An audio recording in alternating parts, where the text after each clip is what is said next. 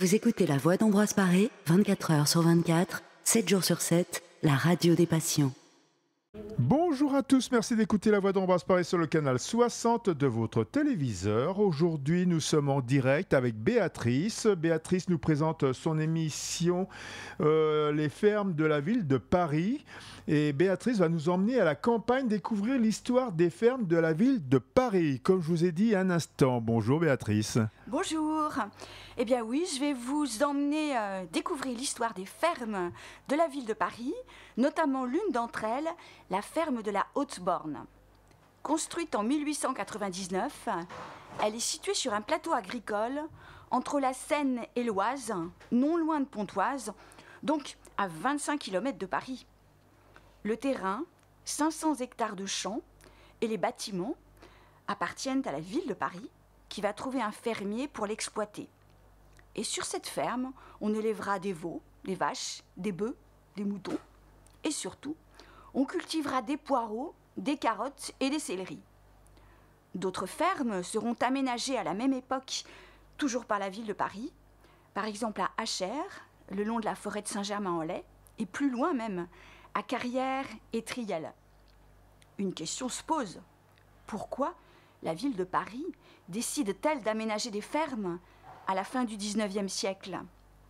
S'agit-il uniquement de nourrir les Parisiens? Il y a pourtant beaucoup de maraîchers à l'époque en banlieue. Non, ces fermes ne sont pas uniquement destinées à produire des légumes. On y pratique l'épuration agricole des eaux d'égout. Revenons à Paris, au début du Second Empire. Avec l'aide du baron Haussmann, qui est le préfet du département de la Seine, l'empereur Napoléon III veut embellir Paris et en faire une capitale moderne, admirée des visiteurs étrangers. On détruit les vieux quartiers, que l'on remplace par de larges avenues bordées d'immeubles. Ces immeubles sont pourvus de tous les éléments de confort possibles à l'époque, notamment de l'eau courante. Il faut donc approvisionner largement en eau la population parisienne, qui s'accroît de 400 000 habitants avec l'annexion en 1860 des communes suburbaines de la capitale. Les eaux de la Seine et du canal de l'Ourcq ne suffisent plus, d'autant que des médecins et des hygiénistes se demandent si ces eaux sont vraiment potables. On va donc aller chercher jusqu'en Normandie et en Bourgogne des sources, celles du Loing, de la Dhuisse, de l'Avre, que l'on va capter et amener jusque dans Paris au moyen d'aqueducs de plus de 100 km de long. C'est un programme ambitieux et coûteux de grands travaux hydrauliques. Vous écoutez La Voix d'Ambroise Paré. Procurer aux Parisiens de l'eau presque en abondance implique de devoir ensuite évacuer de grands volumes d'eau usée. Que faire de tout cet effluent?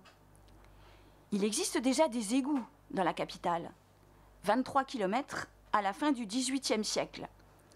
Et c'est l'ingénieur Belgrand, directeur du service des eaux de la ville de Paris, dont le programme est approuvé par l'empereur, qui va développer ce réseau d'égouts qui va dépasser les 600 km au début de la Troisième République. Et donc, à partir de 1861, les collecteurs de ce réseau d'égouts rejettent où? Eh bien en Seine, à Clichy, les eaux usées de la capitale. Mais ce que n'avaient pas prévu les ingénieurs, c'est que le débit du fleuve, surtout en été, est trop faible pour que ces eaux usées puissent s'y diluer convenablement. Des dépôts organiques fermentent et empuantissent les rives. La Seine est polluée. Autour du problème d'assainissement de la capitale, un débat va opposer durant près de 30 ans les édiles, les ingénieurs, les médecins, hygiénistes et bactériologistes et les agronomes. Il faut trouver rapidement une solution. Où évacuer l'effluent de ces égouts? À l'époque, bien évidemment, il n'existe pas de station d'épuration. On expérimente l'épuration chimique en utilisant des sels d'alumine, mais cela s'avère encore peu efficace et surtout très coûteux. C'est un ingénieur, Adolphe Mille, qui va proposer une solution, l'épuration agricole. C'est une simple filtration de l'eau à travers des champs cultivés. Adolphe Mille est un hydraulicien passionné d'agriculture. À la demande d'Haussmann, il part à l'étranger observer les pratiques d'irrigation à l'eau d'égout. Il visite des champs cultivés ainsi irrigués à Milan, ce qu'on appelle les Campo Marchite, à Valence, en Espagne, à Édimbourg, et il revient enthousiaste et obtient l'autorisation d'expérimenter l'utilisation agricole des vidanges, d'abord à Bondy, près d'une voirie, c'est-à-dire un dépotoir, puis à Clichy, là où les égouts se rejettent en Seine. Vous écoutez La Voix d'Ambroise Paré. Vous êtes donc sur la voie d'Ambroise Paré, la radio interne de l'hôpital Ambroise Paré, et nous allons donc poursuivre l'histoire des fermes de la ville de Paris. Donc au début des années 1870, Adolphe Mille et son élève, l'ingénieur Eugène Duranclet, vont s'employer à démontrer l'intérêt de l'association épuration des eaux, agriculture. D'abord, ça permet d'épurer ces fameuses eaux d'égout dont on ne sait que faire. Et puis, ça permet de récupérer les éléments fertilisants qu'elles contiennent, ce qui intéresse vraiment les agronomes. Ça permet en outre d'obtenir des rendements importants à proximité de la capitale. À l'époque, le spectre des famines passées, puis le souvenir des Parisiens affamés lors du siège de 1870 par les Prussiens est encore dans toutes les mémoires.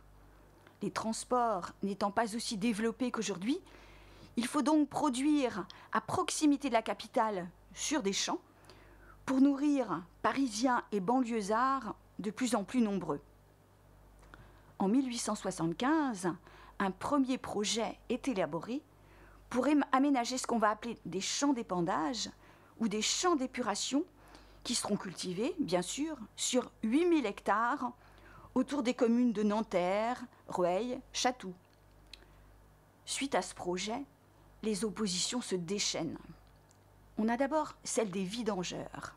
Ces vidangeurs qui exploitaient jusque-là avec grand profit les vidanges parisiennes pour en faire de l'engrais et qui s'en verront privés avec la mise en place de l'épandage agricole et du tout à l'égout. On a l'opposition des communes de banlieue, notamment celles où se développe, avec l'arrivée du chemin de fer, la villégiature. Elles n'entendent pas voir aménager des champs d'épandage sur leur territoire. Et puis on a l'opposition d'une partie seulement du corps médical, notamment des bactériologistes avec Louis Pasteur, qui craignent les risques de propagation des germes pathogènes avec la mise en place de ce tout à l'égout et de l'épuration agricole. Juste une anecdote pour montrer combien, à l'époque, les scientifiques sont démunis et ne trouvent pas d'autres solutions. Il faut évoquer la position de Pasteur. Louis Pasteur, donc, qui a beaucoup travaillé sur la question des microbes, lui est favorable, comme certains élus, à la construction d'un canal qui aurait emmené jusqu'à la mer, en Normandie, toutes les eaux usées de la capitale. On ose imaginer ce résultat quelques années après. Face à cela, face à ces oppositions, on a toujours la pollution inquiétante de la Seine, fleuve dont les populations consomment encore largement l'eau. Et puis on a la récurrence des épidémies, choléra, typhoïde, qu'on attribue à la médiocre qualité des eaux. À Asnières et Gennevilliers, là où Adolphe Mille a réalisé ses premiers essais, des maraîchers vont accepter d'irriguer leurs champs. Mais des inondations, dues à la montée de la nappe phréatique, puis des épidémies, dont on ne sait si elles sont vraiment liées aux irrigations, relancent les oppositions au principe d'épuration agricole. Les cultivateurs, les élus, les populations de banlieue s'insurgent contre Paris, qui veut les empoisonner. Et on assiste à l'émergence de rapports nouveaux et très conflictuels entre Paris et sa couronne. La capitale voulant annexer sa périphérie pour y évacuer ses nuisances. Vous écoutez La Voix d'Ambroise Paré. Finalement, l'épuration agricole est jugée seule capable de limiter la pollution de la Seine. Et deux lois, l'une en 1889, l'autre en 1894, vont obliger la ville de Paris à épandre dans un délai de 5 ans la totalité de ses eaux usées sur des champs cultivés. Et de fait, c'est là que nous arrivons à nos fermes, ces fermes mises en place par la ville de Paris. Alors, la ville de Paris aurait pu proposer ses eaux usées à des agriculteurs indépendants, comme elle l'a fait au départ à Gennevilliers. Mais le problème, c'est que ces cultivateurs n'ont pas besoin d'eau, ou très peu, en hiver et au début du printemps, alors que les égouts fonctionnent toute l'année, 24 heures sur 24. Et donc, pour y remédier, la ville de Paris va aménager des champs d'épandage sur des terrains dont elle est propriétaire et elle va obliger ses fermiers à irriguer la totalité des eaux usées qu'elle leur enverra en toute saison. Pour acheminer ces eaux usées jusque dans le département de Seine-et-Oise, un émissaire général, c'est une canalisation souterraine de 28 km de long, est réalisé. L'émissaire longe la Seine vers l'aval, donc vers l'ouest, et sa construction, mise en œuvre par l'ingénieur Georges Bechmann, est une véritable prouesse technologique. On est à la fin du XIXe siècle. Pour le réaliser, il faut traverser à plusieurs reprises la Seine et l'Oise, par un aqueduc d'abord, à Colombes, et puis en siphon. Des siphons pour lesquels on inaugure en France la méthode du bouclier.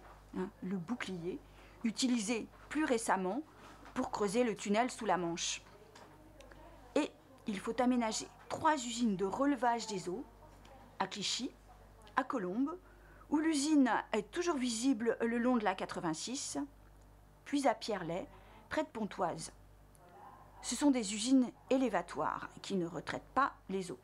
Elles refoulent simplement ces eaux vers des zones plus élevées. Et des fermes donc sont aménagées à partir de 1895 sur Achères, à l'emplacement de la station d'épuration actuelle, donc 5 fermes sur 900 hectares, et puis en 1899 sur le plateau de Méry-Pierrelet, près de Pontoise, et plus loin en aval, à Carrière-Triel. Vous écoutez La Voix d'Ambroise Paré. Près de Pontoise, le plateau de Méry-Pierrelet, de plus de 2000 hectares, va constituer la plus grande zone d'épandage. 500 hectares appartiennent à la ville de Paris et forment une véritable enclave parisienne dans le département de Seine-et-Oise. L'acquisition de ce domaine renvoie à un projet étonnant. En 1866, la ville de Paris avait voulu y créer un cimetière pour les Parisiens. Le projet sera annulé et le site sera aménagé en champ d'épandage. À côté du domaine parisien, 1600 hectares sont exploités par des cultivateurs privés qui n'utilisent les eaux d'égout uniquement lorsqu'ils en ont besoin pour les cultures. À Pierrelet, l'usine de la ville de Paris refoule les eaux, nuit et jour, à l'aide de pompes et de machines à vapeur, vers la zone d'épandage. On a, en effet, plus de 35 mètres de différence de niveau entre l'usine et les points les plus élevés du site. Pour pratiquer les irrigations, les ingénieurs parisiens ont dû aménager la plaine, niveler le sol, défricher et déboiser. Auparavant, on avait juste quelques maigres cultures. Et surtout, faire installer 100 km de conduites souterraines et 987 bouches d'irrigation. Ce sont des sortes de gros robinets que l'on ouvre ou que l'on ferme et par lesquels l'eau sort. En sous-sol, un réseau de drains récupère les eaux après filtration à travers le sol et les conduit jusqu'à la rivière la plus proche, l'Oise. Ces irrigations se font par infiltration, c'est-à-dire que l'eau ne doit jamais mouiller la plante. De chaque bouche de distribution partent 2 ou 3 rigoles maîtresses aériennes, profondes de plus d'1 mètre, sur lesquelles s'embranchent des rigoles secondaires qui sillonnent les champs, avec, entre les rigoles, les planches de légumes. Et les ingénieurs ont dû construire des éléments étonnants dans le paysage, des colonnes d'équilibre qui sont encore visibles aujourd'hui. Ces colonnes, d'une hauteur d'environ 15 mètres, ça varie, dont une se dresse toute seule au milieu des champs, s'apparente à des cheminées d'usine ou à des phares dans la plaine. Elles sont destinées à équilibrer la pression dans les canalisations souterraines, puisqu'on a un réseau sous pression qui sert aussi à la distribution. En cas de surpression, et pour éviter que les conduites n'éclatent, l'eau monte dans les colonnes, puis se déverse dans un tuyau de trop-plein. Ce réseau est entretenu par les cantonniers, qui sont des agents détachés de la ville de Paris, qui font le lien entre les techniciens de l'usine et les agriculteurs. Vous écoutez La Voix d'Ambroise Paré. Vous êtes sur la voie d'Ambroise Paré, la radio interne de l'hôpital Ambroise Paré. Et donc nous allons poursuivre ensemble l'histoire des fermes de la ville de Paris. Donc les agriculteurs vont devoir s'adapter à des pratiques nouvelles. Ils ont dû niveler leurs champs, y tracer des rigoles, apprendre à ouvrir et à fermer les bouches dont l'eau s'écoule sous pression et modifier leur culture. Ils doivent par exemple arrêter de cultiver des asperges qui ne supportent pas les excès d'eau. Et ils doivent aussi, parfois, se lever la nuit pour mouiller leurs champs. Alors, mouiller, c'est le terme qu'ils utilisent pour évoquer les irrigations. Mouiller leurs champs la nuit parce que, comme je vous l'ai dit, l'usine refoule les eaux d'égout de la capitale 24 heures sur 24. Et un agriculteur raconte « Quand j'avais 18 ans, je me revois aller à minuit avec mon père dans les champs, 2 à 3 nuits par semaine, parce que souvent, on n'avait de l'eau que la nuit. Il fallait mieux être à 2 pour irriguer. On accrochait les clés au vélo, les clés servent à ouvrir les bouches, on dévissait la bouche, on marchait toute la nuit. Sur le matin, j'avais les jambes pleines de rosée, je crevais de froid. Des fois, je rentrais, je claquais des dents. » Et si nous dirigeons au centre de la plaine, nous découvrons la ferme modèle de la ville de Paris. Cette ferme est donc aménagée en 1899 au lieu dit La Haute-Borne, qui dépend de la commune de Méry-sur-Oise.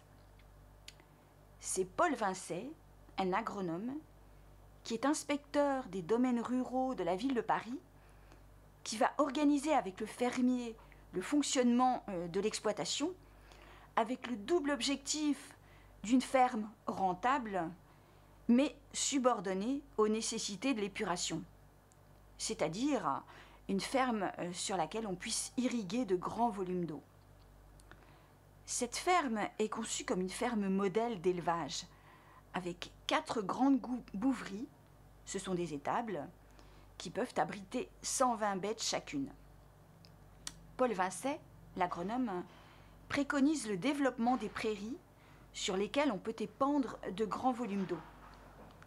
Et il met en place, avec Ernest Lethias, le fermier de la ville de Paris, un grand troupeau de vaches laitières. Mais en 1909, une grève de son personnel oblige le fermier à vendre ses vaches, qui ne peuvent plus être traites. Il va se tourner désormais vers l'élevage d'embouche.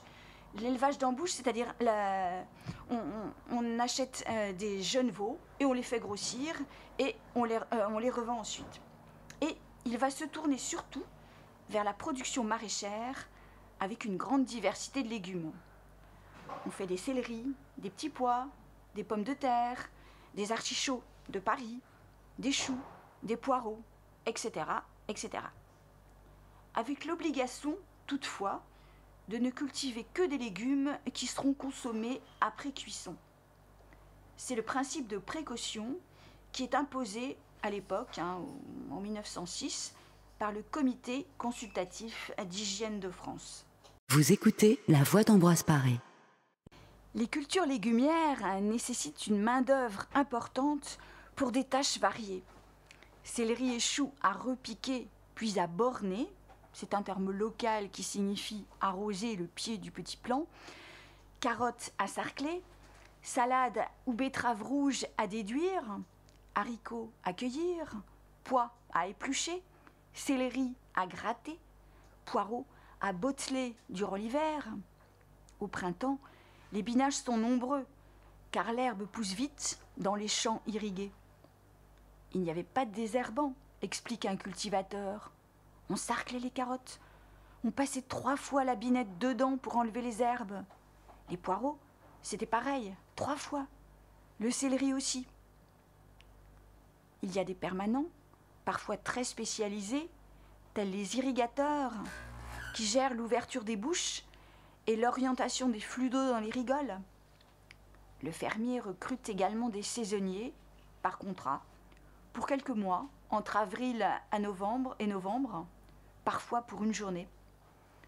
Ces ouvriers agricoles sont d'origine locale au départ, puis ils vont venir de province, de Normandie, de Bretagne, de Vendée, puis de l'étranger. D'abord les Belges, juste après la Première Guerre mondiale, puis on a des vagues de Polonais, puis d'Italiens du Nord, de Siciliens, d'Espagnols, de la région d'Alicante notamment, puis des Portugais, des Turcs.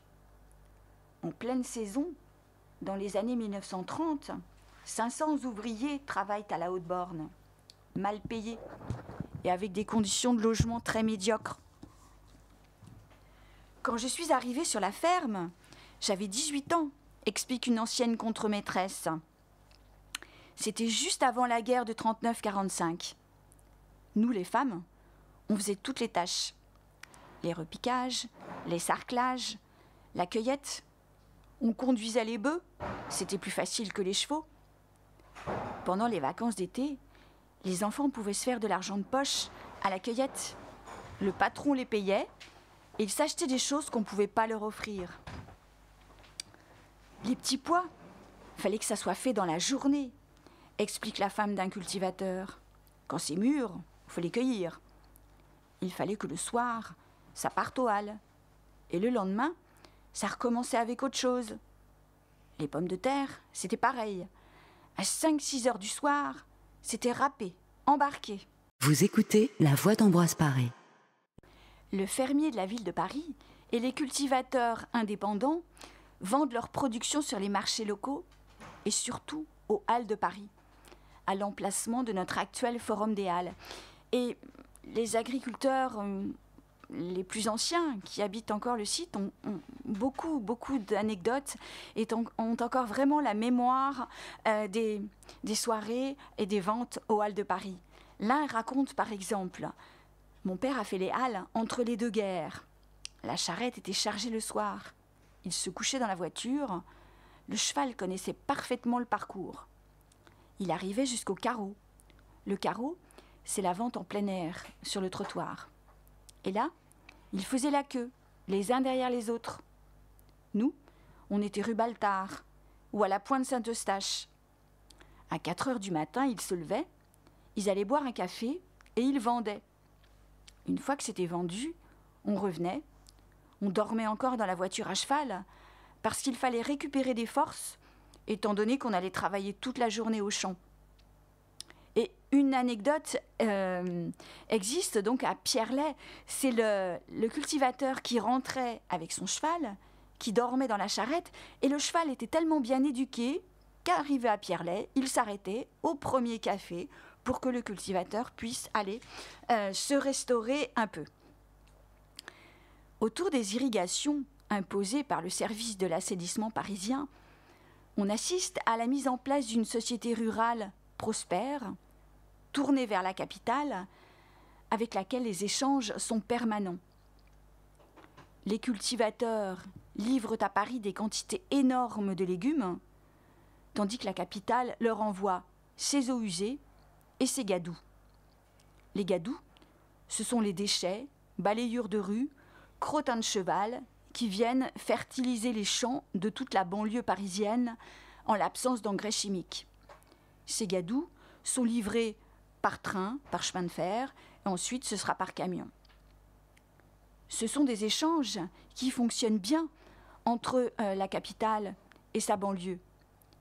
Ces échanges qu'Émile Zola décrit très bien dans son roman « Le ventre de Paris ». L'expression « ventre de Paris » évoque les halles centrales et les flux incessants de légumes et de détritus entre la capitale et ses campagnes proches. Je cite Zola. Claude avait une amitié pour le fumier, les épluchures des légumes, la boue des halles, les ordures tombées de cette table gigantesque restées vivantes, revenaient où les légumes avaient poussé, pour tenir chaud à d'autres générations de choux, de navets, de carottes. Elles repoussaient en fruits superbes.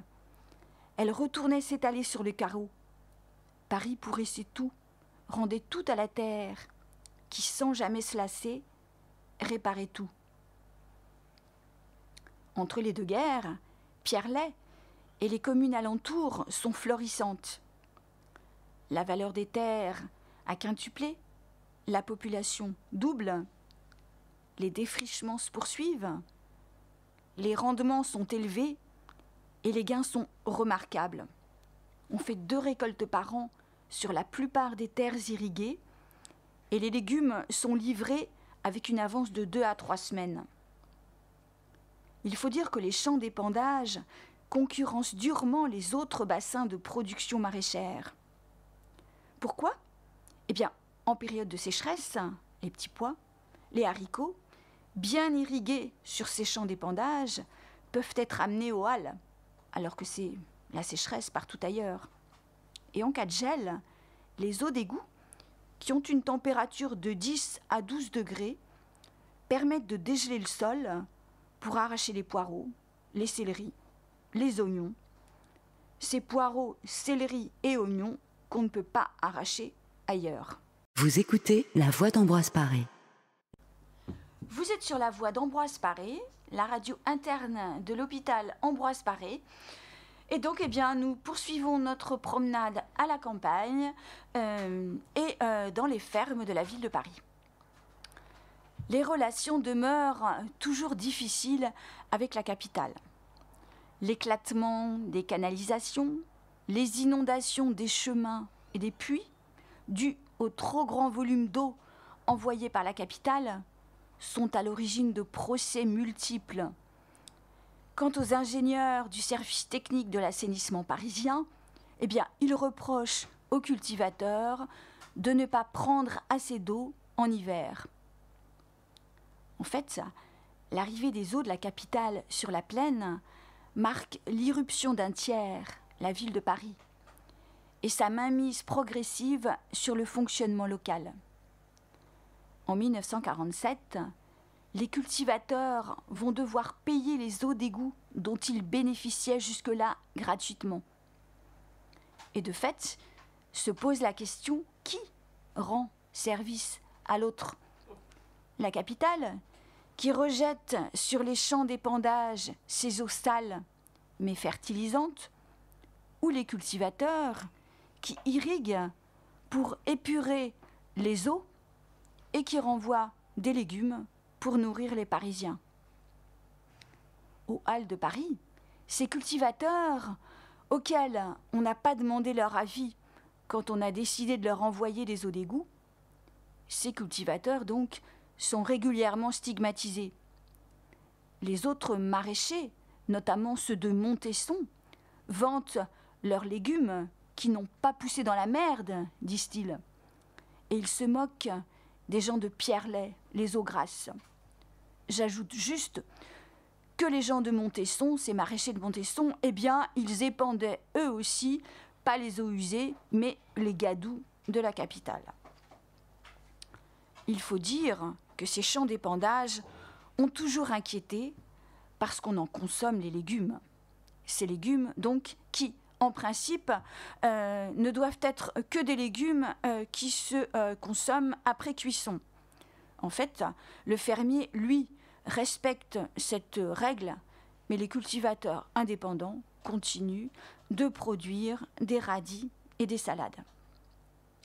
Entre les deux guerres, la pratique de l'épandage agricole est jugée barbare. Pourtant, en 1934, l'Institut Pasteur ne décèle pas de microbes pathogènes dans les céleris raves irrigués aux eaux d'égout. Mais au fur et à mesure qu'émerge une sensibilisation aux questions d'hygiène puis d'environnement, eh bien, les déchets liquides, tels ces eaux d'égout, ou les déchets solides, tels les gadous, deviennent sanitairement inquiétants. La station d'épuration d'Acher, une station moderne, n'entre en fonctionnement qu'en 1940. Et encore, en 1940, elle ne peut pas épurer l'ensemble des volumes d'eau de la région parisienne. Et il faut encore, et ce jusqu'à la fin du XXe siècle, compter sur les champs d'épandage pour compléter l'épuration des eaux de la capitale et de sa petite couronne. Vous écoutez La Voix d'Ambroise Paré. Les années 1970, vont s'avérer très difficiles pour les cultivateurs de la plaine de Méry-Pierrelet. Ils sont concurrencés, comme tous les agriculteurs des zones périurbaines d'ailleurs, ils sont concurrencés par les bassins maraîchers du Midi de la France, puisque les produits arrivent désormais rapidement par le chemin de fer ou en camion. Et puis, ces cultivateurs de la plaine voient leur terroir se réduire avec l'aménagement de la ville nouvelle de Cergy-Pontoise, toute proche.